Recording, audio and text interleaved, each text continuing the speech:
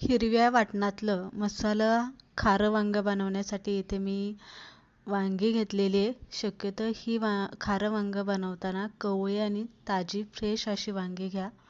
छोटी वाटी इथे मी शेंगदाणे घेतलेले, साधारणतः 2 चमचे एवढे पांढरे तीळ घेतलेले, थोडंसं खोबरं घेतलेले, अर्धा चमचा जिरे घेतलेले, हिरव्या मिरच्या, आलं लसूण कढीपत्ता आणि कोथिंबीर हे वाटण करावं लागणार आहे.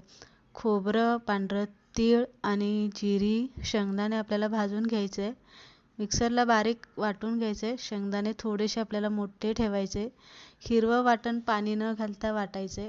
नंतर त्यामध्ये हळद, हिंग, गरम मसाला, मीठ घालून व्यवस्थित मिक्स मसाला करून घ्यायचा.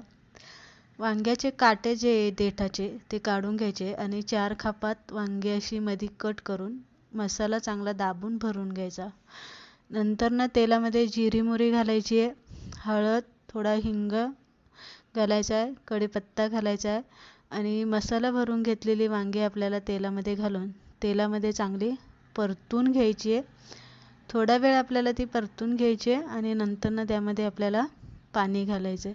आता मसाला खारं वांगं बनवताना ते पातळ नसतं, लपथपीत असतं, त्यामुळे पाणी थोडंसं कमी घाला आणि 10 मिनटं वाफेवरती वांगी शिजवून घ्या.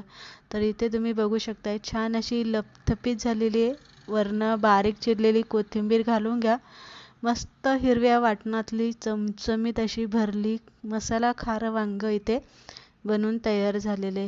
रेसिपी आवडली लाईक करा, शेअर करा.